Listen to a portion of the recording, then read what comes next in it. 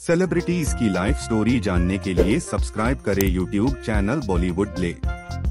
अर्जुन कपूर का जन्म एक पंजाबी हिंदू परिवार में 26 जून 1985 को मुंबई, महाराष्ट्र में फिल्म निर्माता बोनी कपूर और उद्यमी मोना शौरी कपूर के घर हुआ था। वह फिल्म निर्माता सुरिंदर कपूर के पोते हैं। वह अभिनेता अनिल कपूर, संजय कपूर और निर्माता संदीप मारवाह के भतीजे हैं और अभिनेत्री सोनम कपूर, अभिनेता मोहित मारवाह, हर्षवर्धन कपूर और निर्माता रिया कपूर के चचेरे भाई हैं। उनकी एक छोटी बहन है, अंशुला कपूर। अभिनेत्री श्रीदेवी उनकी सौतेली माँ थीं और उनकी दो सौतेली बहनें खुशी कपूर और जानहवी कपूर भी हैं। वह 11 वर्ष के थे जब उनके पिता उनकी माँ से अलग हो गए। 2012 में उनकी माँ की मृत्यु हो गई। हालांकि 2018 में श्रीदेवी की मृत्यु के बाद उनकी सौतेली बहनों खुशी और जानहवी के साथ उनके रिश्ते में सुधार हुआ। कपूर की शिक्षा मुंबई के आर्य विद्या मंदिर स्कूल में हुई, जहां उन्होंने 11वीं कक्षा तक पढ़ाई की। 11वीं कक्षा की परीक्षा में असफल होने के बाद उन्होंने अपनी पढ़ाई छोड़ दी और 12वीं कक्षा पूरी नहीं की।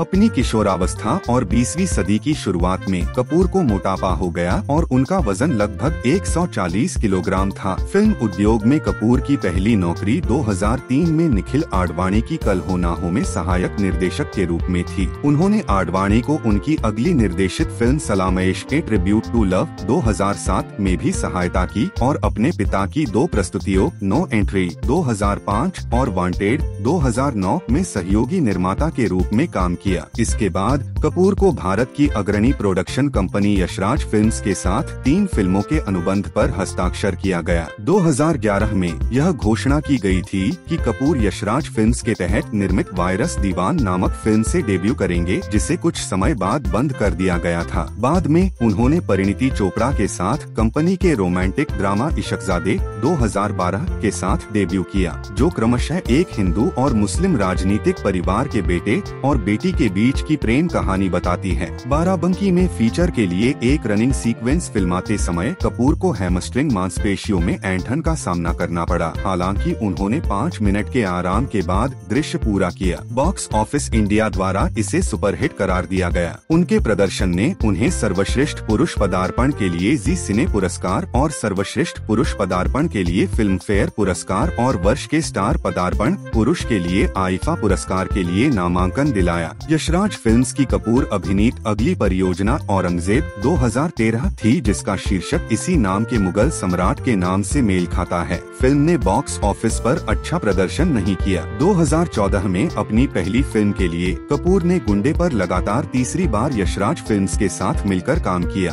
एक क्राइम एक्शन फिल्म में रणवीर सिंह, प्रियंका चोपड़ा और इरफान खान भी थे। उन्होंने अपने चरित्र को स्वभावपूर्ण बताया, जो क्षणिक गर्मी के रूप में कार्य करता है। गुंडे व्यावसायिक रूप से सफल साबित हुई। जैसे ही यशराज फिल्म्स के साथ उनकी 3 फिल्मों की डील पूरी हुई, कपूर ने निर्माता साजिद नाडियाडवाला और करण जौहर के साथ मिलकर चेतन भगत के लोकप्रिय उपन्यास 2 स्टेट्स के फिल्म रूपांतरण में आलिया भट्ट के साथ अभिनय किया, जो इसी शीर्षक के साथ रिलीज हुई थी। उन्होंने IIM अहमदाबाद के MBA छात्र कृष मल्होत्रा की भूमिका निभाई, जो लेखक बनना चाहता था। इस परियोजना को खूब सराहा गया, आलोचनात्मक प्रशंसा मिली। यह उनकी अब तक की सबसे बड़ी व्यावसायिक सफलता बन गई। उन्हें सर्वश्रेष्ठ अभिनेता के लिए IIFA पुरस्कार के लिए नामांकन मिला। 2014 में उनकी आखिरी रिलीज होमी अज्जानिया की साहसिक व्यंग्यपूर्ण फिल्म फाइंडिंग फैनी थी। फिल्म एक नामधारी महिला की तलाश में 5 बेकार लोगों के जीवन का अनुसरण करती है। 2015 में कपूर ने अपने पिता के दूसरे छोटे भाई संजय की पहली प्रोडक्शन तेवर में अभिनय किया, जो तेलुगु फिल्म ओक्काडू 2003 की रीमेक थी, जिसमें उन्होंने एक कबड्डी खिलाड़ी के रूप में सोनाक्षी सिन्हा और मनोज बाजपेयी के साथ सह-अभिनय किया। वह भूमिका निभाने के लिए निर्देशक अमित शर्मा की एकमात्र पसंद थे। रिलीज होने पर फिल्म को समीक्षकों और व्यावसायिक रूप से खराब प्रतिक्रिया मिली। 2016 में कपूर ने कलर्स टीवी की reality stunt performing series fear factor खतरों के खिलाड़ी के 7वें सीजन के लिए होस्ट के रूप में काम किया। उसी वर्ष उन्होंने आर बाल्की की व्यंग्यात्मक कॉमेडी ड्रामा की एंड का में करीना कपूर खान के साथ अभिनय किया, जो लैंगिक रूढ़िवादिता की विषय वस्तु पर आधारित थी। कपूर ने मुख्य पुरुष कबीर बंसल, एक घर पर रहने वाले पति की भूमिका निभाई।